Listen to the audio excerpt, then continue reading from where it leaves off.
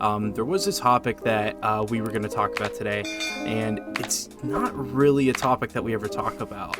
And it's about the new new NCAA football game coming out from EA Sports. Derek, this is a video game that right now I'd argue it's probably one of the most anticipated sports video games of all time, based on the just overall like tension and like the excitement around the game. But with that, there comes some criticism. So, Derek, based off of what's been coming out about the game, and just some of the information that we know, what are your thoughts about the video game before it comes into the world, actually has its birth into the retail market for us to actually play? Yeah, I'm absolutely pumped about this game. I don't think it's just one of the most anticipated sports games. I think it's one of the most anticipated games of all time, right? I'm an '02 kid. I grew up playing NCAA football, right? And it was great. It's awesome. And to have it back was like a fever dream. To even hear that it's coming back was crazy enough. But looking at the previews, looking at some of the, like you mentioned, the stuff that comes up before the actual game comes out, I think it looks good. I think it looks different. You can tell it plays different. Some people I trust who are like Madden review people who have played it say it's a lot different. I'm going to trust that. But there are a lot of people upset. There are a lot of people very upset about certain things in this game. And a couple of them, one being no crossplay. Right? Just go down the list real fast. No crossplay, no high school for Road to Glory, no mascot mode, right? All these things that we historically have loved playing college football video games. And I want to say this, right? First of all, EA, you better get it right. You better put out a good game. There are like 3 games, COD 6, GTA 6, and College Football 25. That have to be A+ video games. Just because if they're not, it's going to be a monumental failure. But for this, I think a lot of people are not viewing this from a certain perspective. And I'm not saying this is right, but what I wanted to do is explain the reasoning why this stuff is not in the game. Because obviously, should it? Yes. Absolutely, it should be in the game. But think about it from a business standpoint, right? EA Sports puts out a Madden every year, and it is the same exact football game every single year. Minor tweaks, minor updates, but it's pretty much for the most part the same game.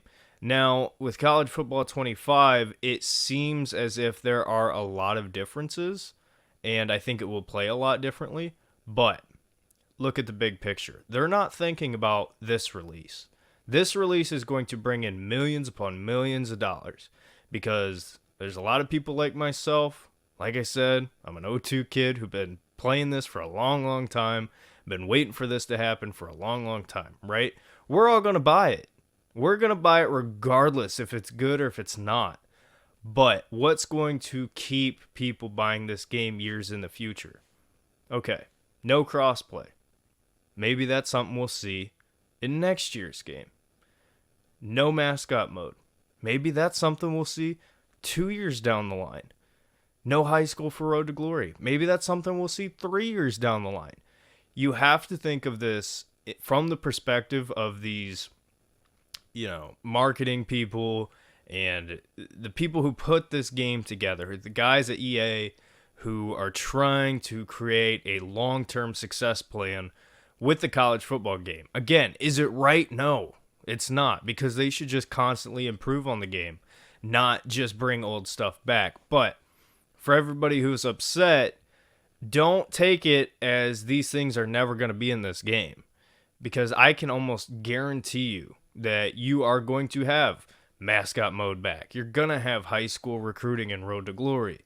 You're going to have crossplay at some point, right? But those are things and those are tools that they can use to keep you buying the game years down the line. And it sucks. It does. But take a breath. It's going to be okay. We got a college football game again. Let's just hope it all works out. And it better work out.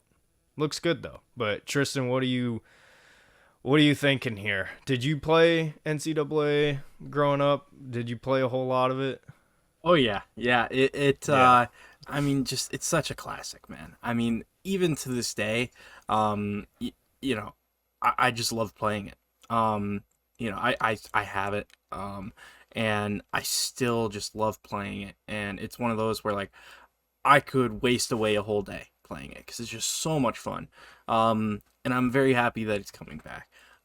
However, you know, I as soon as I've heard the hype get built up for it and everything, my response has kind of always been the same. It's gonna be an EA Sports game, and what that means is that, you know, don't expect that, it's gonna be everything and it's gonna be, made perfectly. There's gonna be a lot of issues with it.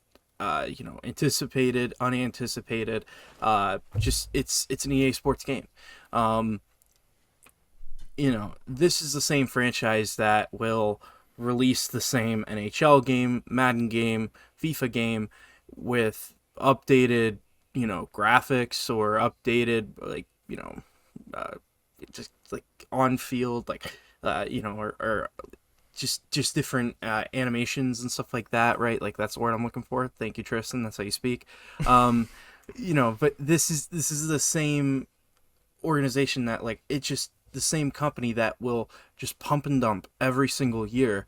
A very minimally different product, and so what I would say is just don't get your hopes up too high. And the other thing I'll say is, as somebody who doesn't have a next gen console, but I do have a PC, it's very frustrating that the game's not going to be available on PC. Um, that is something that I feel it's just stupid. Um, I think we know why it's not available on PC, and that's because it's the same exact reason why it's not available on the non next gen consoles. It's to push and promote the the sales of those consoles. Derek, we were just talking before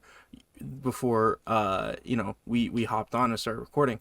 You bought a PS5 Yeah, for this literally. game, and so that doesn't make this game just a I don't even know what the retail price is for it, like $80 $100 game.